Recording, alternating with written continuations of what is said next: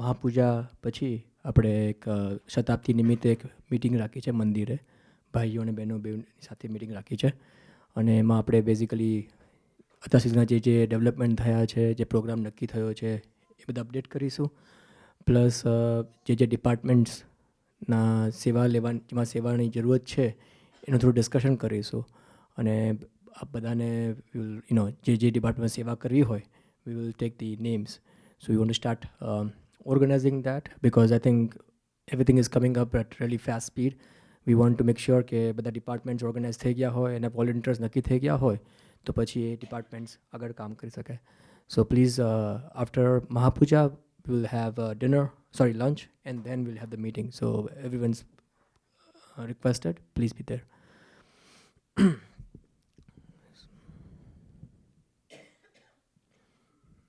કૃપા કરો મુજ ઉપરે સુખ નિધિ સહજાનંદ, ગુણ તમારા ગાવવા બુદ્ધિ આપજો સુખ કંદ.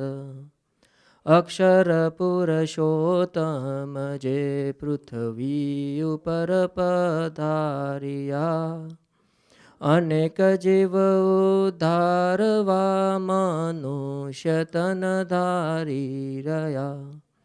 પ્રગટ પુરુષોત્તમ છે સુખરૂપ સહજાનંદ, મૂળ અક્ષર એ જ છે સ્વામી ગુણાતીતાનંદ. એ બેઉના ગુણ ગાવવા વિચાર કરે છે મતિ, ગતિ આપો એ અવિ ફેરફાર નવ રહે રતિ. ગતિ આપો એ અવિ ફેરફાર નવ રહે રતિ. સજાનંદ સ્વામી મહારાજની જય જય જય. સર્વે ગુણાતીત સ્વરૂપોની જય જય જય.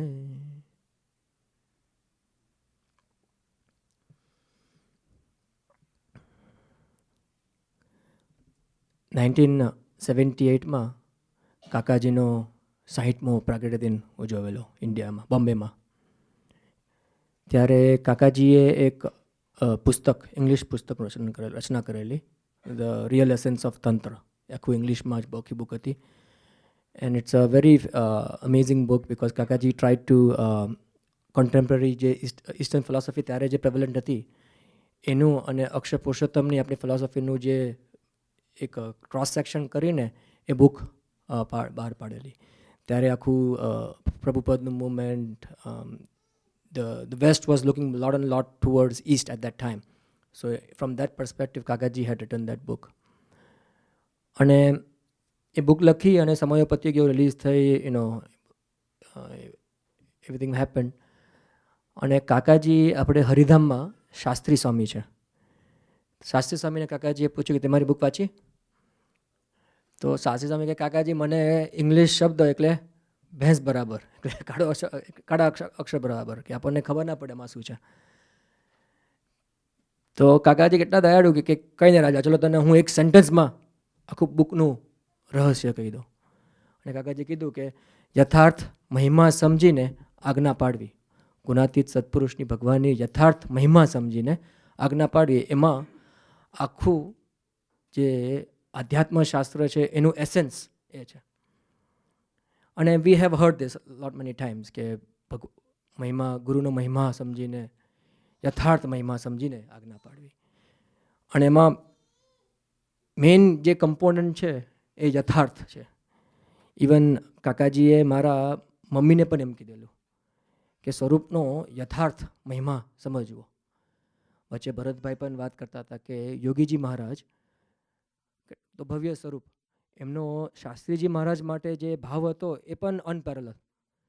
યોગીજી એવું કોઈ કહી ન શકે કે જે ગુરુ શિષ્યનો જે ભાવ છે એમાં જે શાસ્ત્રીજી મહારાજ માટે યોગીજી મહારાજમાં એમાં કોઈ જાતનો કોઈ તમને એક આયોટાનો પણ the cannot remark on it. છતાંય બાપા એમની રોજની પ્રાર્થના એ હતી કે હે શાસ્ત્રીજી મહારાજ, તમારું જેવું તે છે તેવું સ્વરૂપ ઓળખાવજો. એવું બાપા રોજ પ્રાર્થના કરતા. અને લાસ્ટ વીકનો આપણું જે ટોપિક પણ હતું મધ્યનું 21, એમાં ભગવાને કે મુદ્દાનું વચનામૃત છે, અને મુદ્દાના વચનામૃતમાં ભગવાને એમ કીધું છે કે જેવું પરોક્ષ દેવને વિશે પ્રતીતિ છે તેવી પ્રત્યક્ષ ગુરુરૂપ હરિને વિશે થઈ જાય તો કલ્યાણના માર્ગમાં કોઈ બાદ રહે નહીં.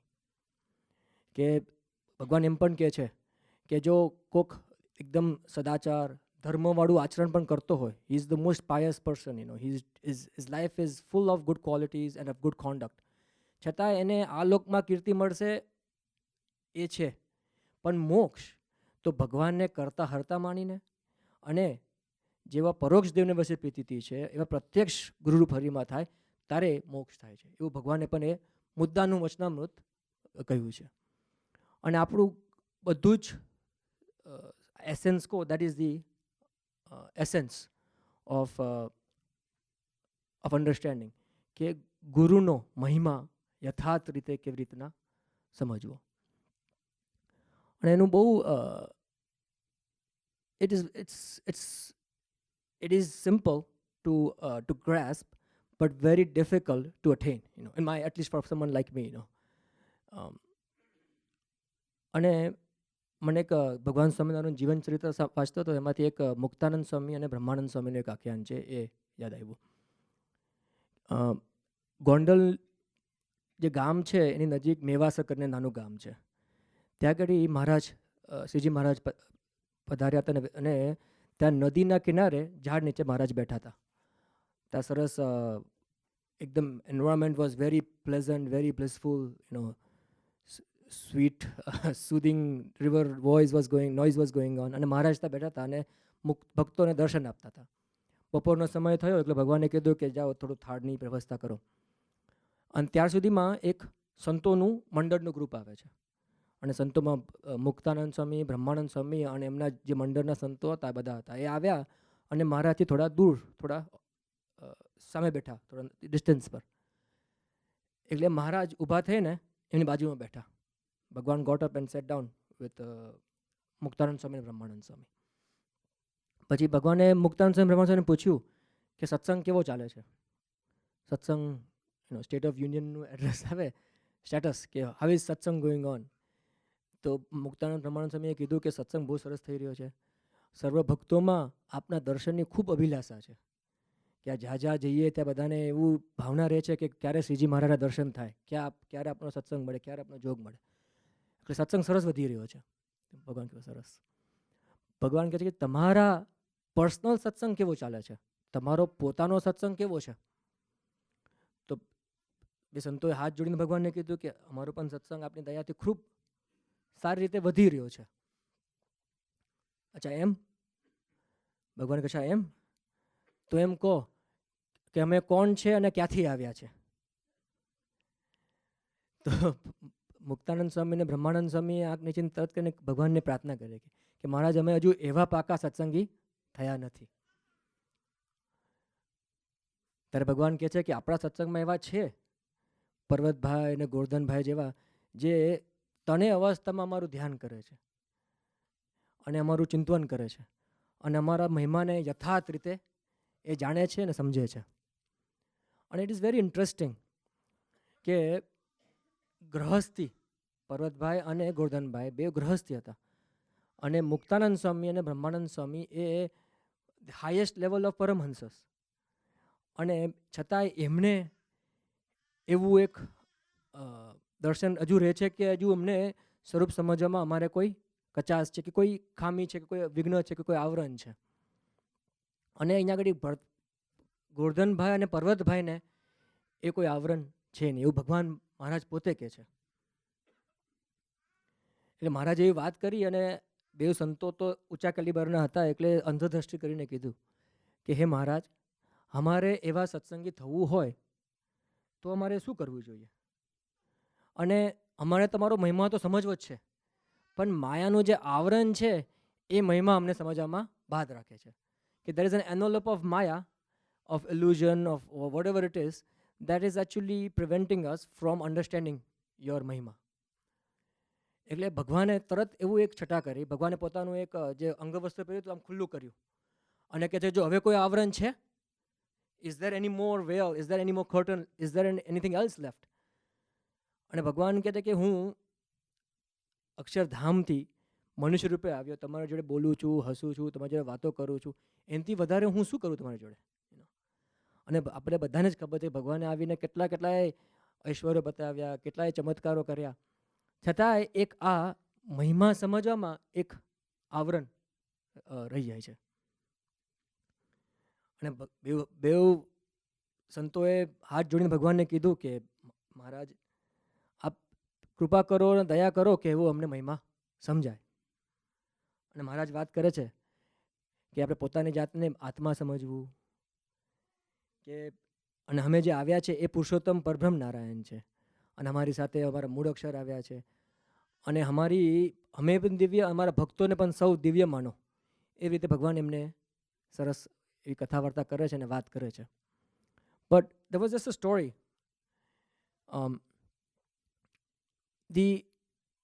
If I look at for my own introspection and with regards to Dingar uncle, it is something like that, that yet is, ભગવાનનો મહિમા સમજવાનો એ ટાઈમે એટલું ડિફિકલ્ટ છે, તો ગુણાતીત સ્વરૂપનો મહિમાનો સમજવાનો મારા ખ્યાલથી અત્યારના it will be even more difficult, અને someone like me who's, I feel that, I try to think everything very intellectually or with mind, બુદ્ધિ પ્રધાન જે હોય એને is not somehow that I'm not qualified to even describe the glory of a Gunatit saint like that, or to understand the glory of Gunatit saint. અને બધાએ દિંગર અંકલની વાત કરી on આપણે 3 ઓક્ટોબરે, કે દિંગરનું જીવન એટલું બધું સાદું છે, એટલું બધું કોમન રીતે દિંગર અંકલ જીવે છે કે it is so accessible, he is so commonplace કે he is invisible for you. કે આપણા જીવનમાં હરેક પળે, હરેક પ્રસંગે, હરેક જગ્યાએ આપણી સાથે હોવા છતાંય he remains invisible for us, and I do not know why is that, or how is that, but it is mind boggling, and as Vandan Bhai was saying, that itself is his biggest, is extraordinary thing. He's extraordinarily ordinary, or he remains extraordinarily ordinary, and that's his, somehow that's all he strives for, અને વિચાર કરવા જઈએ તો ભગવાને પ્રથમના 27માં વાત કરી છે, અને ભગવાને પ્રથમના 27માં એવી વાત કરી છે કે અમે, અને કાકાજી આપણે બધાને ખબર છે પ્રથમનું 27 વચનામૃત જે છે એ ગુણાતીત સમજણનું વચનામૃત છે, કે જેમાં ભગવાન અખંડ નિવાસ કરીને રહે એનું વચનામૃત છે. અને આઈ એમ નોટ સેઇંગ કે બધાને જેવો there are, આપણા સત્સંગમાં ગોરધનભાઈ પર્વતભાઈ જેવા છે, કેતનભાઈ છે, વિભાંટી છે, દાસ અંકલ છે, પંકજ બધા છે કે જેને એવો દિંગર માટે એવો ભાવ છે. આમ talking forward my perspective, in my life he has been playing such a role, and maybe I'm too ignorant to understand, but regardless of that, his quality is such that ભગવાન endorses કે એમાં અમે અખંડ નિવાસ કરીને રહીએ છીએ. અને એમાં ભગવાન વાત કરે છે કે જેને રૂપવાન સ્ત્રી કાં તો કુરૂપવાન સ્ત્રી, યુવાન સ્ત્રી કે વૃદ્ધ સ્ત્રી, સોનું કે ધૂળ, એ બધું જ માન કે અપમાન, એ બધું જ સમ વર્તે છે.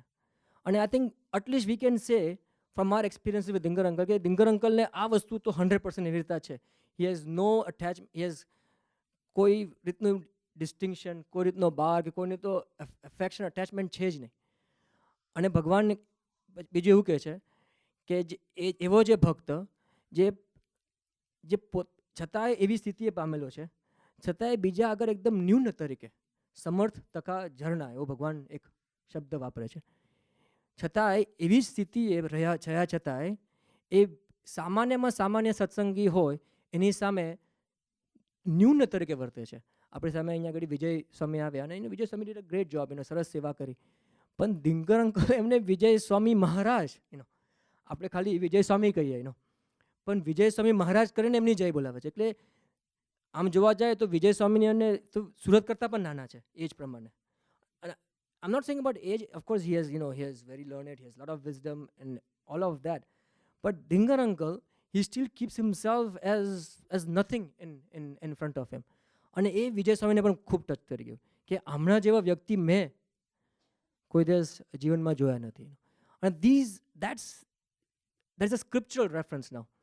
આપણા જીવનમાં એવો કોઈ, મારા જીવનમાં લે છે કોઈ એવો કોઈ ઐશ્વર્યનો કોઈ પ્રસંગ નથી, પણ આવી સાધુતા એ જ મોટામાં મોટું એમનું ઐશ્વર્ય છે.